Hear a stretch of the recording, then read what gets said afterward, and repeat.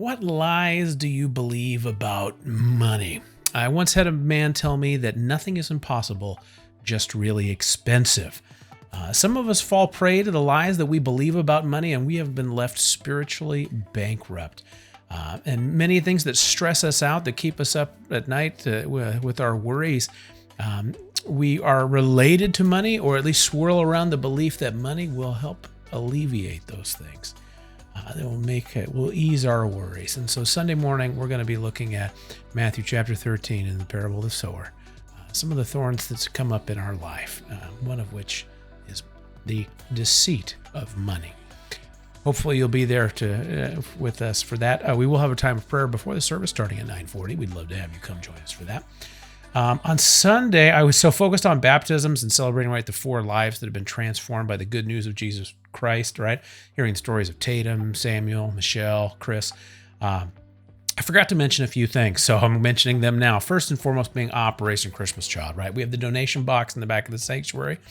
So if you want to pick up some school supplies, toys, clothing, toiletries, and donate those, we basically will collect as many things as we can, and then we will fill as many shoe boxes as we can and send them through Operation Christmas Child to kids in other countries that haven't received gifts before, or maybe if they do, it's very few and far between, but they get to receive a gift at Christmas time and the good news of Jesus Christ. So I'll have a link in the email to Operation Christmas Child if you're interested in a little bit more information about Operation Christmas Child and the organization that supports that Samaritan's Purse.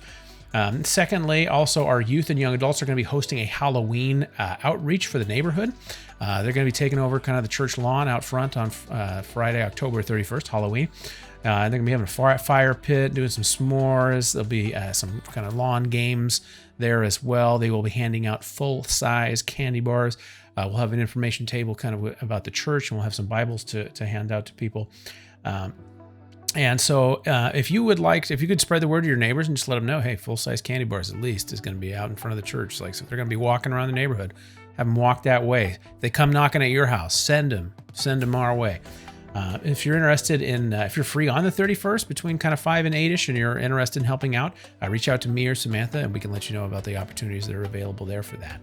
And I also forgot to highlight Wendy's new group. They're doing a book study it's going to be on Tuesday nights. They're going through Mere Christianity.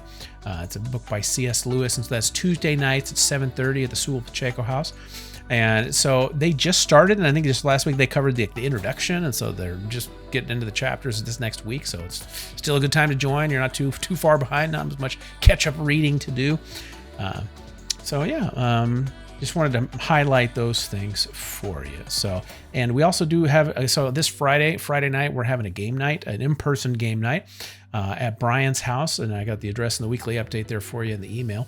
And we're going to be playing some board games. We're going to be doing some video games, some Mario Kart, some kind of more simple party games that are not as difficult for those that aren't gaming aficionados. But this is another opportunity for some of our young adults to invite their friends, to bring them into the fold, for us to reach out to them and build relationships with them and share the good news of Jesus Christ with them. So if you're free, Friday night, 6 p.m. at Brian's house, we'd love to have you come participate in that. I think that's all I have for the weekly update. If we could be praying for Linda, Patrick, and Madagascar, as they're in a state of civil war right now, that is kind of a big deal. If you could be praying for that, if you could be praying for Laverne, if you could be praying for those that were recently baptized, now is a volatile time for them. It's an exciting time, but at a time the enemy's going to try to squash some things and thwart some growth. So we'll be praying for them, and while we're praying for them, while we're thinking about them, we should be invested in them. Hey, how can we be involved? How can we be encouraging? Maybe you have the numbers of one of those 4 people. Text them some encouragement. Reach out to them. Let them know they're loved by other people in the church as well. I think that's all I have for the weekly update this week. If I think of anything else, I will remind you on Sunday morning. Have a great week. God bless.